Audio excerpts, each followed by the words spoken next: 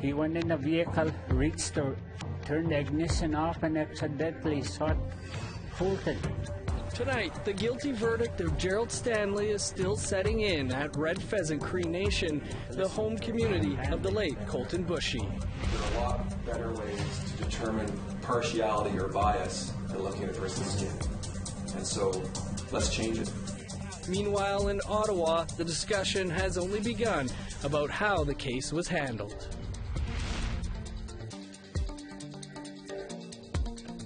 Good evening, I'm Dennis Ward. 3 days after Gerald Stanley was acquitted in the death of 22-year-old Colten Boushie, communities in Saskatchewan are still reeling from the decision. APTN's Chris Stewart met with the leaders of one community who say they are still in shock and angry. Today, Red Pheasant Cree Nation, Colten Boushie's home, is like a ghost town. Minus 30 temperatures and winds of up to 40 kilometers per hour have closed most of the Cree community. Mosquito, Grizzly Bear's Head First Nation sits directly next to Red Pheasant. It is about half an hour's drive from Battleford, where Gerald Stanley was acquitted in Colten Boushie's death. Mosquito, Grizzly Bear's Head Chief Daniel Star Chief is also the chair of the Battleford Agency of Tribal Chiefs. Star Chief was at the late-night press conference immediately following the verdict. Justice wasn't served today. Justice crumbled today. And I feel so heartbroken to the family. I just can't believe it, what happened this evening. After a weekend of reflection, the chief believes Stanley was careless with his gun. He sense he wants to scare him off, shooting.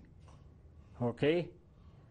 Now, he went in a vehicle, reached to turn the ignition off, and accidentally shot Colten. What's the use? What's the use? He's trying to scare him away, and then it's just nonsense. It's crazy. Chief Star Chief says he was certain Gerald Stanley would pay for his crime. I know they won't convict him for second degree, but my second thought would be manslaughter. Never thought of not guilty. I never thought about that. But it happened. Mosquito, Grizzly Bear's Head Councillor Joel Starchief says his community is outraged by the verdict. He doesn't understand why there was no Indigenous representation in any part of the trial. Everybody's angry right now. There's no justice. Like, in that courtroom, there should have been at least a couple Aboriginal prosecutors, jury, and, at least maybe a black judge or something, somewhere from somewhere else. Then we could get the proper justice. It was more or less white against natives. Chris Stewart, APTN National News, Mosquito, Grizzly Bear's Head, First Nation, Saskatchewan. Pardon? Can you elaborate on that? Members of Colten Boushie's family are in Ottawa right now. They're meeting with a number of federal ministers over the next few days. Here's Annette Francis with more on that. Following a 2-hour meeting with the Minister of Crown Indigenous Relations, Colten Boushie's family spoke briefly with media. The group also met with the Minister of Indigenous Services this morning. Although they wouldn't say specifically what they discussed, family lawyer Chris Murphy says it's about gaining trust in a system they feel has failed them. It's a trust issue. Many people have lost trust not only in the justice system, but in the government itself since Friday. And it's a deeply held belief that many people we've spoken to in the last 72 hours feel. And so, again, we're just here to try to build the relationships and so that we can try to regain that trust. But there are a lot of questions. That's also why they're here. Murphy says they briefly touched on the jury selection process. He says it's an issue that is a quick fix. Of course, everybody wants an impartial jury, but there are a lot better ways to determine partiality or bias than looking at a person's skin. And so, let's change it. It's an easy fix. Not many people would disagree with that, except maybe some defense lawyers. For young Colten's family, having an Indigenous person on the jury might have made a difference. Some people have stated that race has nothing to do with this process. yet the defense felt threatened by an Indigenous person being on the jury. I think that speaks volumes to what we went through and the justice that we were denied through this process. So, do you believe it would have changed the outcome? It may have, but we'll never know. Tuesday, the family will meet Justice Minister Jody Wilson-Raybould and Ralph Goodale, the Minister of Public Safety. Anna Francis, APTN National News, Ottawa. As you just heard, the Boushie family met with Ministers Bennett and Philpott. They talked about the meeting during a scrum just before question period, where the NDP brought up the verdict in several questions to the government. APTN's Todd Lamoran reports. Both ministers came down together for question period and before entering the House talked about their meeting with the Boushie family. This morning we met with a family who lost their son, a 22-year-old boy. They showed us his photo, and the mother described to me how he wanted to be a firefighter and he had hoped to be able to get further training to be able to work for his community.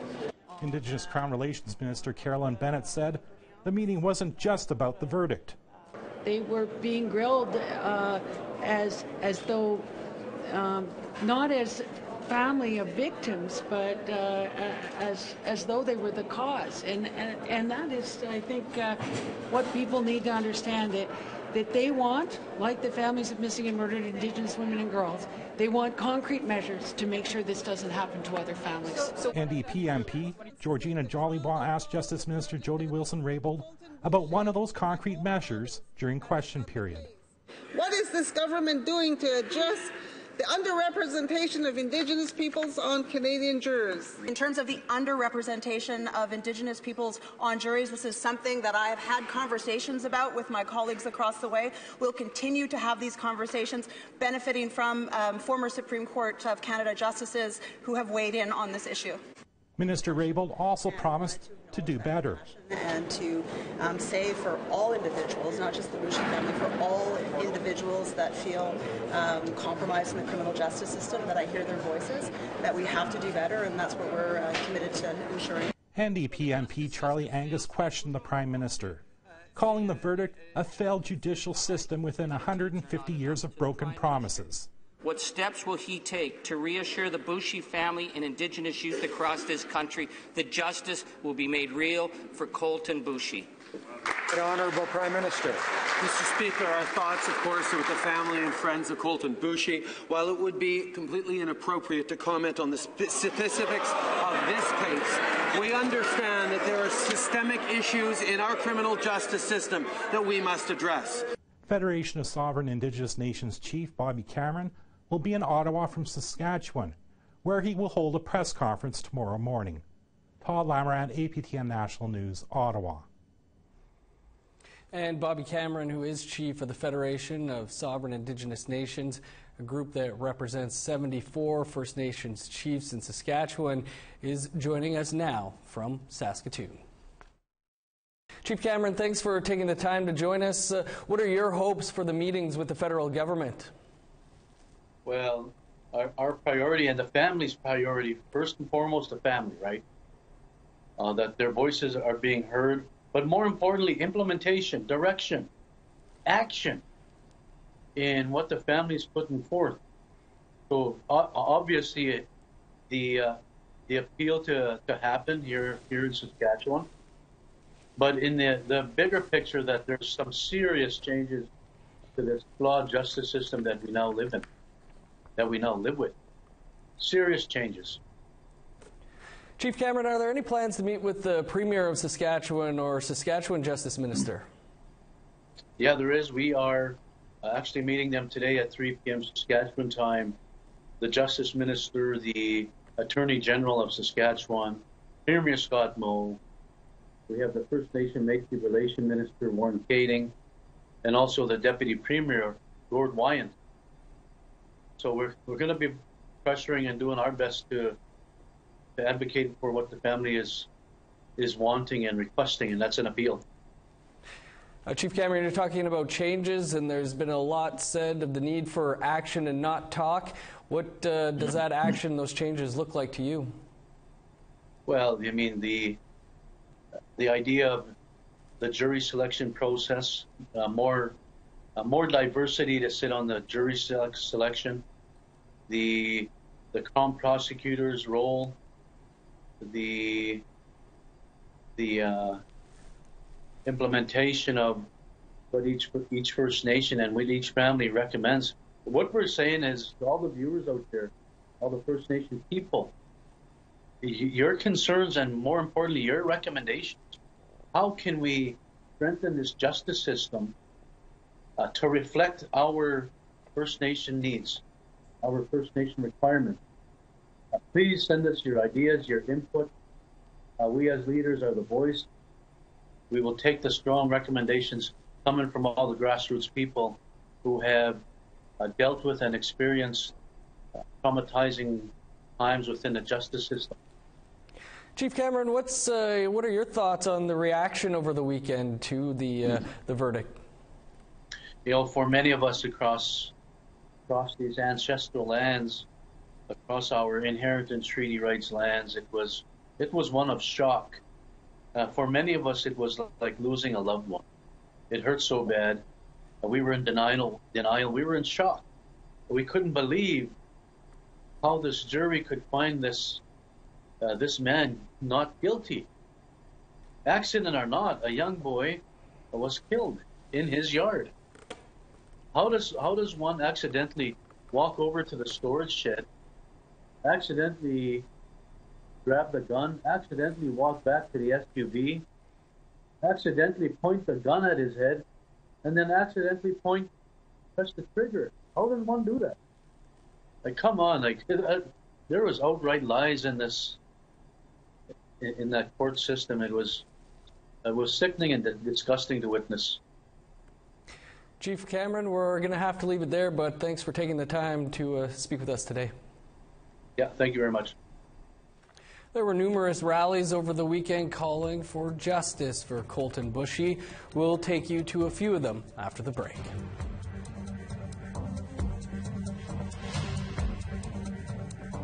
Here's a look at Tuesday's weather forecast starting on the East Coast. Sunny and -12 in Charlottetown, -8 in Fredericton. Sunny and 20 below for Happy Valley Goose Bay, -6 and snow in La Grande.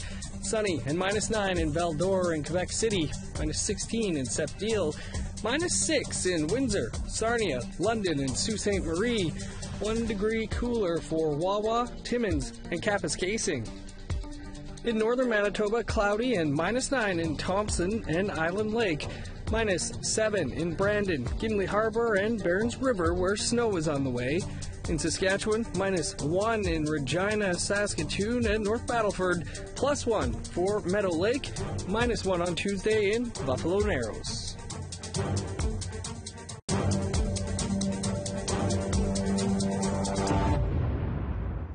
Welcome back. In the Northwest Territories, people of Denendeh were outraged by the Gerald Stanley court decision. They made their voices heard today in Yellowknife. White supremacy is not KKKs riding their horses around the burning cross. White supremacy is Gerald Stanley getting off acquitted for shooting a guy in the back of the head. More than 60 people gathered for a rally at the front of the Legislative Assembly to honor Cree youth Colten Boushie. Community members expressed frustration over the not guilty verdict and also called for Canadians to recognize the racism that occurs every day in the country. A trial, which is supposed to be of your peers, of your community. Participating in it. And so I think it's up to individuals, especially regular everyday Canadians, to take stock and to see how much privilege they have, how much entitlement they have, and whether that is supporting systems like this that end up in verdicts like this. In Vancouver, hundreds of supporters marched through downtown to demand justice for Colten Boushie. And as Lori Hamlin reports, there was a feeling among many supporters that reconciliation is still a very long way away. Don't let that anger out of you. Hold it. It's a gift. It's going to get you up tomorrow morning. It's going to help you concentrate on the movement of our people. David Dennis says he felt pure rage when he first heard the verdict, not guilty. It was rage. It was something that was deep inside of me that erupted like a volcano. I was choking on my words. I had tears. Dennis joined hundreds here in downtown Vancouver to turn their anger over the not guilty verdict into action. There's nothing wrong with being pissed off. It lets you know that you're alive. It's important for us to hold on to that feeling of anger because it's the anger that actually wakes you up and says, get off your ass and go do something. Dennis believes that although there's been a lot of talk of reconciliation, things haven't changed at all. 2 years after Mr. So-and-so took office and promised us all of these great things to change, despite the fact that we've got one of our own as the Attorney General of this country, despite the fact that they make all those glossy words, they don't really mean shit when our kids are being murdered. Sarah Caddo says what happened in Saskatchewan shows that reconciliation is still just a word. I want our system to reflect that we are actually in reconciliation. Reconciliation is not for the Native people. Reconciliation is for the white settlers of Canada to get to. And that has to be reflected in all of our systems, whether that's education, whether that's government. So it needs to happen not only from the government down, but from the people up. I want to gather and celebrate instead of gather and mourn. I want to gather and say our laws on our land is finally here. Audrey Siegel says the time for action is now. Like you're hearing them in the background, no peace, no justice. That's not a threat. That's the reality of where we are. And we want peace and we want justice and we want safety for everybody. But it will not come at our expense anymore because we are rising. We are healing. We are reclaiming who we are. Lori Hamlin, APTN National News, Vancouver. More than 200 people gathered for the Winnipeg rally to stand in solidarity with Colten Boushie's family after Friday's verdict, while many Indigenous leaders and youth expressed feelings of anger and outrage. The overall message was one of hope and love. Brittany Hobson brings us this story.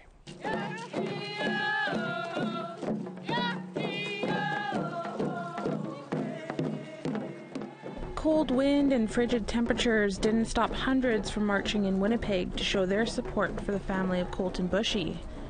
On Friday evening, an all-white jury found Gerald Stanley not guilty of second-degree murder in the death of 22-year-old Boushie in August 2016. Negon Sinclair, one of the organizers for the Winnipeg rally, urged everyone to walk forward with peace in their hearts. We commit to a spirit of love. We can commit to a spirit of change, and we commit to a spirit of growth. And that's what this today is all about. The day began at the Forks with prayers and speeches. Leah Gazan, one of the organizers for the event, says there's no reconciliation in the absence of justice, and the federal and provincial governments must do right by this. And I'm calling on the government, I'm calling on persons involved in the justice system to come forward and do the right thing so that all people, regardless of their race, class, gender, color of their skin, can experience justice in this place some call Canada. The crowd then marched about 10 blocks to the steps of the Manitoba Law Courts where emotions ran high. No justice! No peace! No justice! No peace! Time for a quick break, but stick around. There's more to come.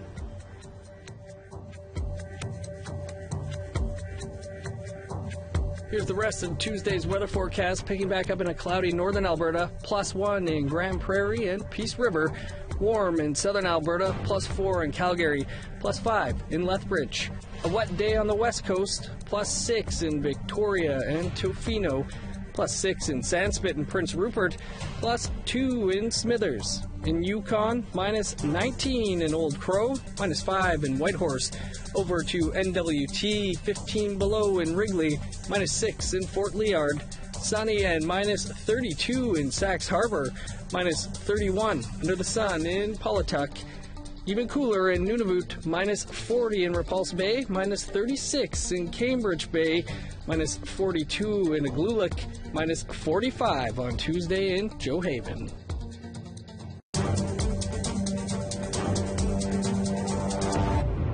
Welcome back.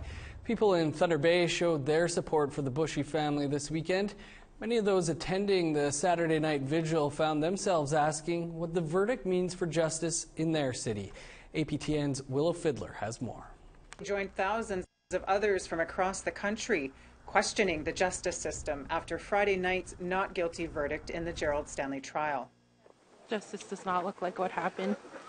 It doesn't look like someone can do something like that and not face any real action or anything.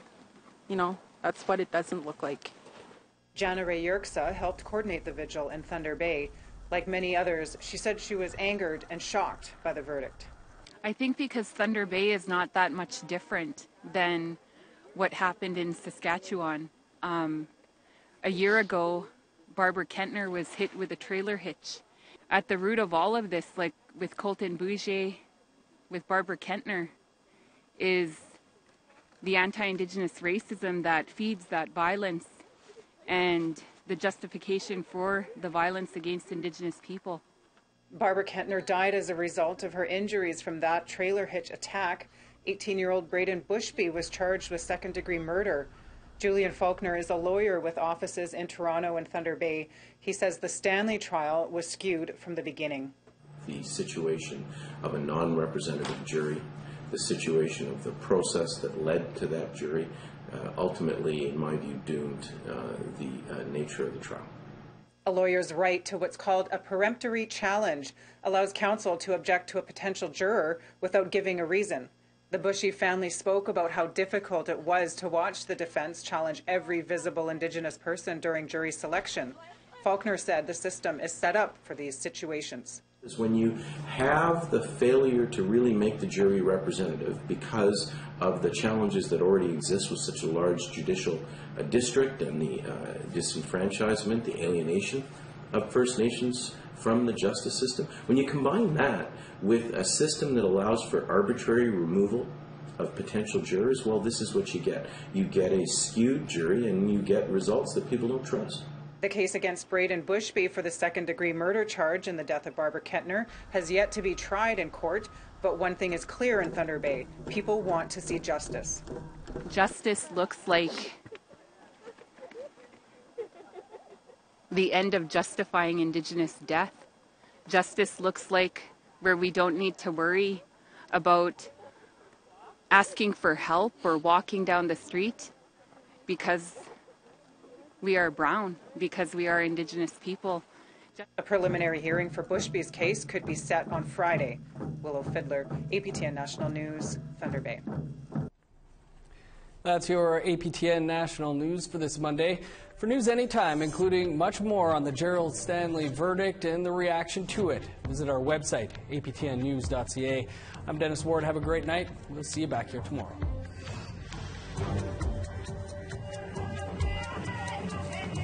There was no justice served here today.